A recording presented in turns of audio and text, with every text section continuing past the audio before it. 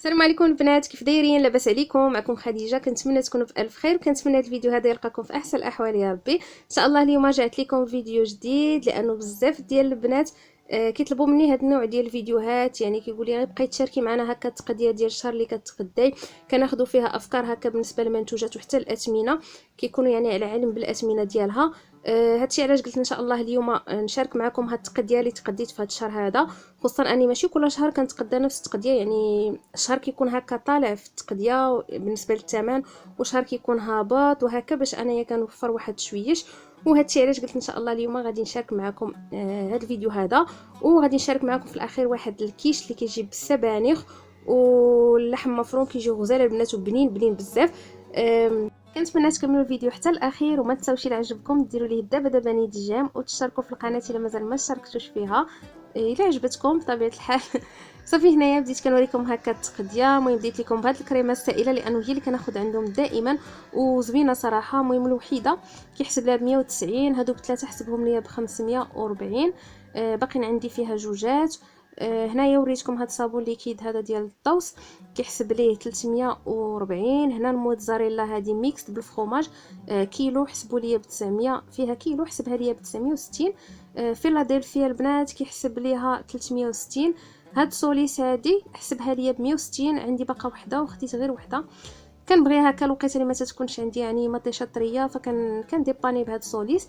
هنا السنيده خديت الفرomاج حمر غير كميه قليله هكا، كنبغيها مع زويته بلديه مره. هنا خديت الخميره الفوريه، خديت ليلانجات كيحسب ليا كل واحد ب10 دراهم، خديت جوج. خديت الطون، خديت فيه 4، مازالين عندي فيه جوج. خديت هاد حبيبات الشوكولاته هادو الخاصين بالكوكيز، حتى هما كنبغيهم يكونوا عندي في الدار حسب من هذيك السقاطه. كنبغيهم هكا في لي كاب كيك وحتى في الكوكيز. كناخذ باكيه كيحسبها ليا ب 240. نيتيلا حسبها ليا ب 480، هذه المتوسطه قريعه متوسطه. هذا نيدو، الحك تاع نيدو الكبير هذا كيحسبوا ليا ب 3500. خديت الخل الابيض، خديت سباكيتي. هنايا خديت السكر غير جوج هكا، جوج باكيات، لانه مازال عندي جوج اخرين. السكر البنات بجوجهم ب 250، جوج باكيات 250. كنقول لكم الاثمنه ديال كل حاجه لانه طلبتو، قلت لي غير حاول تقيد يعني الاثمنه ديال كل حاجه باش هكا نعطيهم لكم وتعرفوا الاثمنه وصافي، يعني الفرق وصافي. حيت بزاف البنات كيقولوا بغيناك تعطينا حتى الاثمنه هكا ديال داكشي اللي خديتي. صافي هنايا خديت الشوفان خديت هذا ديال العبار، يعني خديت كيلو. هذا اللي مهرس لانه كيجي في الحسوه في الحريره كيجي في الحسوه زوين، يعني الحسوه تاع الصباح ودغيا كطيب يعني الحسوه ديالو. كنبغي هكا كنبغي نوجدو هكا الصباح في الحسوه. صافي هنايا خديت لي بات، خديت هادو الفيس، خديت الدقيق. هذا الدقيق ديال القمح الكامل، خديت فيه 2 كيلو.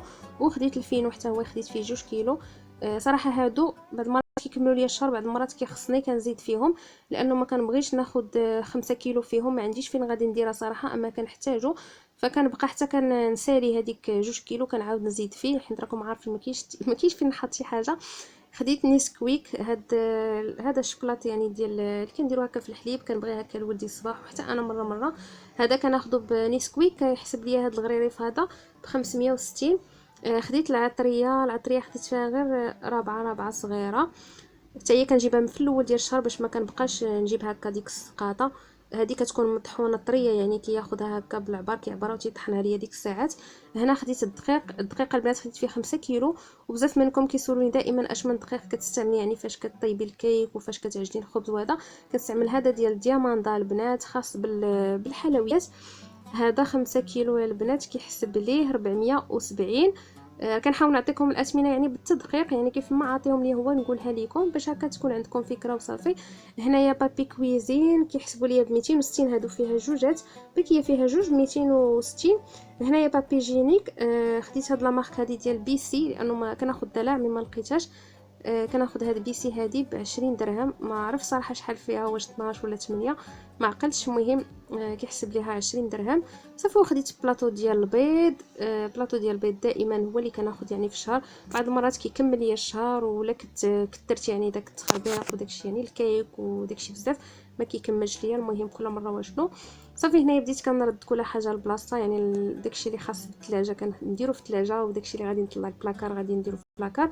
بالنسبه للطون بزاف البنات قالوا لي لا ما خصكش ديريه في الثلاجه، ما عرف الصراحه. المهم انا كنديرو في الثلاجه وما عمره ما طرات زعما فيه شي حاجه. صافي هنايا كنرد كل حاجه لبلاصتها.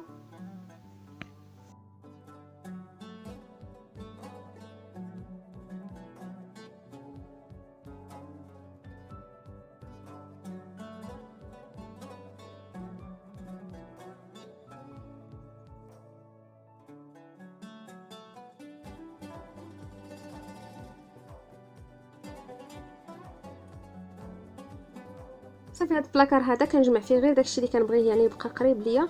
دايره فيه نسكويك، هاد حبيبات الشوكولاته حتى هما، ايبلي، نيتيلا حتى هي كنديرها فيه، لانه راكم عارفين دابا البرد يعني ما تحتاج كاع الثلاجه، غير فشي بلاصه هكا قريبه وصافي كنحطها. صافي انا نرد الدقيق حتى هو نديرو في هاد العلب هادو الخاصين به، ولي بات حتى هما غنديرهم في دوك القريعات اللي خاصين بلي بات اللي كنجمع فيهم لي بات. غنرد كل حاجه بلاصه، ومن بعد غادي نطلع لفوق البلاكار باش غادي نرد السكر هكا ونيدو. مهم عزلت هذاك الشيء كامل، داكشي اللي غيطلع الفوق عزلته بوحديتو، داكشي اللي خاصني نردو غير هنايا يعني غير في الثلاجه وفي بلاكارات حدايا يبقى قريب ليا.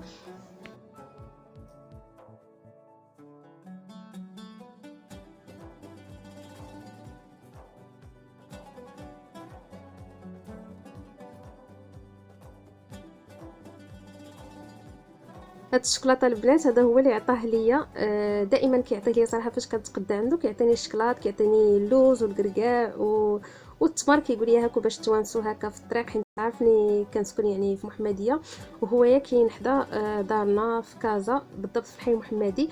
كنمشيو حتى تما كنتقداو عنده، لانه كنديروا حجه وزياره، كنمشي نشوف دارنا وفي نفس الوقت كنمشي كنقول نتقدى عنده يعني نقضي الغرض. وصراحه كتعجبنا التقديه عنده، كيكون داكشي عنده طري ودائما يعني النقا عنده والتعامل ديالو زوين. هادشي علاش كنبغيو نتقدى عنده هوايا. صافي هنايا طلعت هكا البلاكار الفوق كنقاد التقديه ديالي. هادشي اللي ما كنحتاجش بزاف، يعني مره في السيمانه ولا مره في 10 ايام كنبغي شي حاجه تما وكنطلع نهزها، يعني قليل فين كنحتاج شي حاجه هنايا. الفوق دايره هكا داكشي ديال المواد التنظيف كنبعدهم هكا على ولدي، واخا صراحه هو تبارك الله دابا كبر ما بقاش ما كيوصلش ليا هادشي وما مولفش يعني يمشي ليهم. غير انا راكم عارفين الوسواس وصافي. المهم بعداهم عليه. هنايا وريتكم خمارات الحلوى والفاني راهم مازالين عندي ما خديتهمش في هذا الشهر هذا. صافي غادي نرد السلعه ديالي ومن بعد غادي نهبط باش غادي نمشي نوجد واحد الكيشه البنات اللي ما نعاودش لكم كيفاش داير صراحه. حنايا ما شبعناش منه، لاباط ديالو واعره بزاف، والحشوه حتى هي غزاله. المهم غادي نهبط نوجدو دابايا وغتشوفوا معايا كلشي. المهم هنايا اول حاجه بديت بها هي الحشوه، لانه في هذا الكيش هذا مع غادي نوجدوا لاباط غادي نعمروها بالحشوه وغندخلوها للفران طيب. ما غاديش نحتاجوا انا نطيبوا لاباط نص طيبه عاد باش نعمروها، غندخلوا كلشي يعني طيب في وقيته وحده. صافي هنا خديت مقيله درت فيها شويه تاع زيت البلديه، ولا ديروا زيت روميه، المهم اللي بغيتو. انا فضلت ندير زيت بلديه. غندير عليها بصيله كبيره اللي قطعتها هكا شلطتها رقيقه، وغادي نضيف عليها التوابل، شويه ديال الملحه،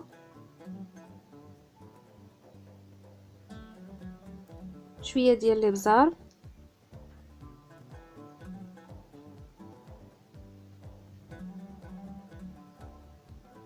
شويه تاع سكنجبير، المهم قياس معلقه صغيره ولا نص معلقه.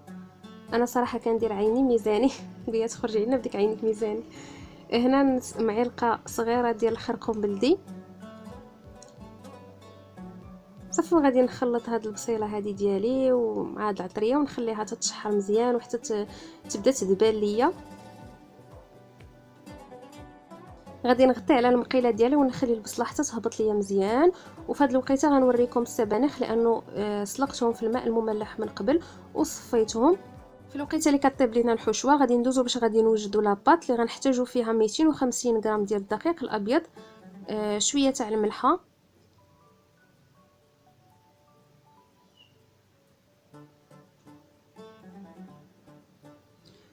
شويه ديال الابزار غير باش نسمو العجين ديالنا، باش نسمو هاد لاباط هادي، وقياس 125 غرام ديال الزبده بحراره المطبخ تكون لينه باش هكا تجيكم سهله باش تخدموها. المهم انا هاد العلبه هذه راها فيها 250 غرام، يعني كون كانت ما واخداش منها غديروا نصف العلبه، ولكن انا واخده منها واحد شويه. هادشي علاش درت تقريبا نصف المتبقي خديت منه. المهم 125 غرام في 250 غرام ديال الدقيق. وغادي نبقى نعجنها هكا غير باطراف الاصابع حتى ترمل ليا حتى هاد الزبده هذه ندخلوها مزيان في هاد الدقيق هذا حتى تولي يعني مرمله لينا. ومن بعد غادي نضيفوا عليه نصف كاس ديال الماء البارد، نصف كاس ديال الماء البارد. وغادي نجمعوها هكا غير باطراف الاصابع، ما كتعجنش البنات نهائيا، يعني غير هذا بيديكم تبقاو تجمعوا فيها. الا بغيتوا ديروا العجانه ديروها. المهم انا كيعجبني هكا نعجنها، هاد العجينه بالخصوص كيعجبني نديرها بيديا لانه كتكون رطيبه بزاف، كتكون زويونه.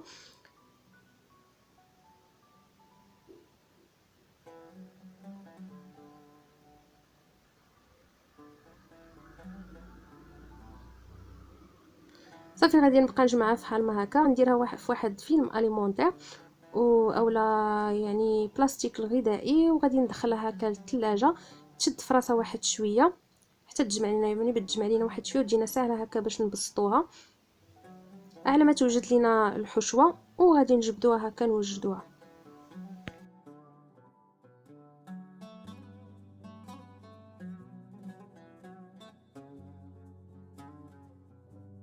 المهم هنايا رجعت المقيله ديالي بعد ما تشحرات البصله مزيان مع التوابل، ضفت عليها هكا الكفته وغطيتها باش تطلق واحد شويه حيت كانت عندي في المجمد. غادي نحاول معاها هكا باش نوزعها مع داك البصل وتشرب ليا دوك التوابل اللي ضفنا على البصل. هنايا خديت السبانخ كنقطعهم حتى هما قطع صغيره. صافي غادي نوزع هكا الكفته ديالي وغنضيف عليها الربيع، واحد شويه ديال الربيع في الاخير باش تبقى النسمه ديالو يعني باينه. وغنضيف حتى السبانخ حتى هما غادي نخليهم هكا يتشحروا هاد العناصر مع بعضياتهم واحد 5 دقائق. وغادي نطفي على المقيله ديالي لانه كلشي طيب، يعني السبانخ حتى هما راهم طيبين. سلقتهم من قبل في الماء المملح وهما اصلا ما كيحتاجوش يعني الطياب بزاف. صافي غادي نخليهم يتشحروا مع بعضياتهم واحد شويه وغادي نطفي على المقيله ديالي وهي الحشوه واجده معنا. من بعد غنمشيو باش غادي نبسطوا العجين ديالنا اللي ديال الكيش اللي كنا درناه في الثلاجه من قبل.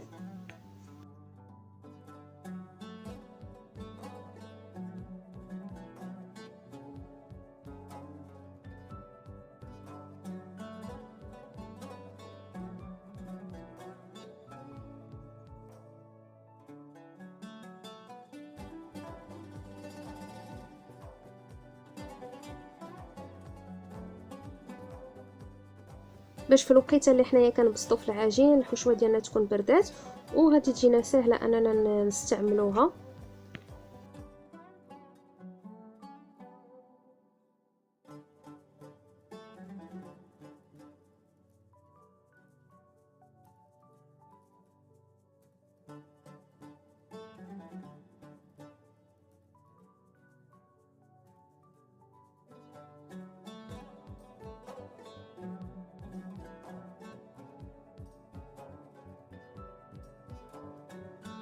صافي هنايا بديت كنبسط في العجين على هذا الشكل هذا، ما حاولتش نخليها يعني رقيقه بزاف باش تجي هكا باينه.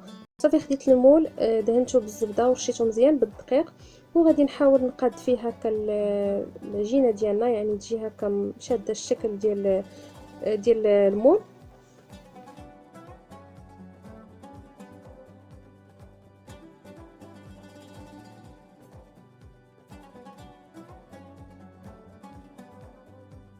صافي هنايا غادي نحيد هذوك الزوائد ديال العجين وغادي نحتفظ بهذا العجين هذا، ما غاديش نرميه، غادي نحتفظ به باش نستعمله مره اخرى.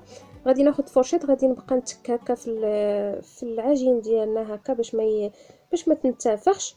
وفي نفس الوقت غادي ناخذ الحشوه لانها غتكون بردات، غادي نوجدوا ليها الكريمه ديالها اللي غنحتاجوا فيها جوج ديال البيضات. غادي نحتاجوا فيها شويه الملحه وشويه تاع الابزار باش غادي نسمو. وغنحتاجو فيها الكريمه السائله، انا كانت عندي واحد العلبه واخده منها من قبل بقى فيها تقريبا النصف، يعني قياس نصف كاس، فغادي نستعملها. ممكن تعوضوا يعني الكريمه السائله بالحليب، يعني نصف كاس ديال الحليب.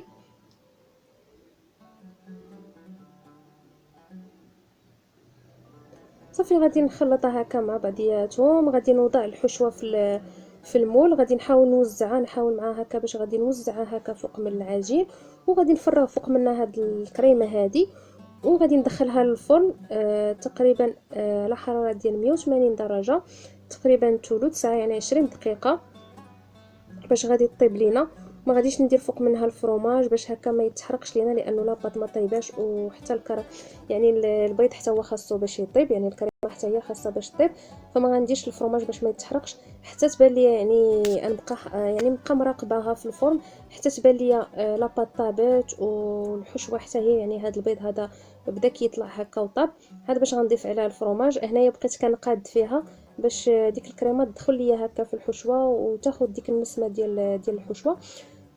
صافي هنايا كنمسح هاد البلاصه هذه اللي كنت درت فيها هكا، بسطت فيها العجين كنظف. المهم صافي كنجمع هكا المعينات نغسلهم، وخاصني نجمع الدروينه في الوقيته اللي انا دخلت الكيش ديالي باش غادي يطيب، يعني باش نستغل الوقت وصافي.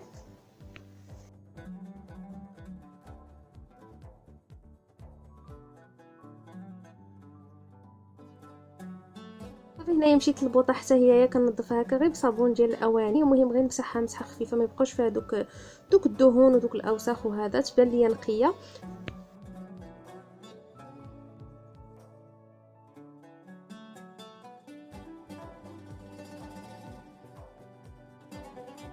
صافي هنايا ساليت مع البوطه، ساليت مع الكوزينه، جمعتها وطرفتها وقاديت يعني كلشي المعينات مسحتهم، رديت كل حاجه لبلاصتها. غادي نمشيو نطلعوا على الكيش ديالنا لانه كان صافي وجد. خاصنا نديروا ليه هكا الفرomاج باش يتكراتينا حتى هويا. غادي ندير عليه شويه تاع الفرomاج من الفوق.